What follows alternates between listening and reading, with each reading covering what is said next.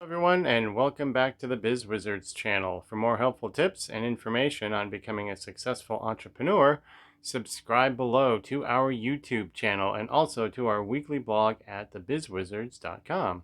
If you aren't familiar with what we do, my wife Kim and I help employees become entrepreneurs.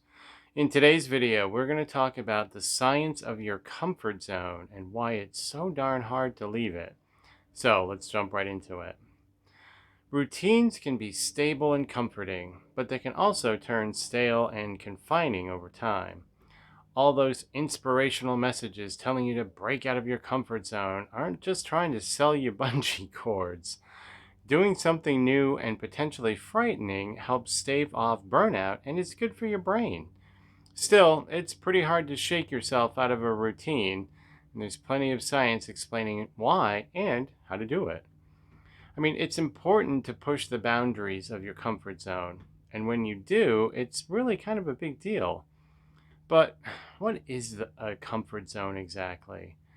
Why is it that we tend to get so comfortable with the familiar and our routines, but when we're introduced to new and interesting things, glimmer fades pretty quickly on that new stuff? Finally, what benefit do we derive from breaking out of our comfort zone? Everyone keeps telling us, break out of your comfort zone. So why? What am I going to get from it, and how do we do it? Answering those questions can be a tall order, but it's not too hard to do so. So let's get started.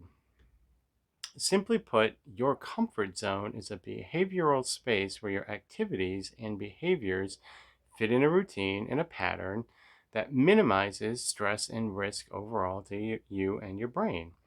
It provides a state of mental security. You benefit in obvious ways: regular happiness, low anxiety, and reduced stress. We all want that. The idea of the comfort zone goes back to a classic experiment in psychology. Back in 1908, psychologists Robert Yerkes and John Dodson explained that a state of relative comfort created a steady level of performance in order to maximize performance. However, we need a state of relative anxiety, a space where our stress levels are slightly higher than normal. This space is called optimal anxiety, and it's just outside your comfort zone. Too much anxiety, and we're too stressed to be productive, and our performance drops off sharply. The idea of optimal anxiety isn't anything new. Anyone who's ever pushed themselves to get to the next level or accomplish something knows that when you really challenge yourself, you can turn up some pretty amazing results. More than a few studies support the point. However, pushing too hard can actually cause a negative result and reinforce the feeling that challenging yourself is a bad idea. It's really our natural tendency to return to an anxiety-neutral, comfortable state. You can understand why it's so hard to kick your brain out of your comfort zone.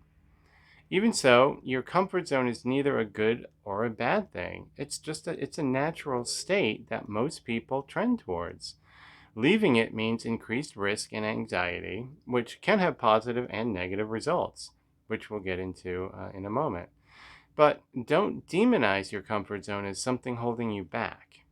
We all need that headspace where we're least anxious and least stressed so we can process the benefits we get when we leave it.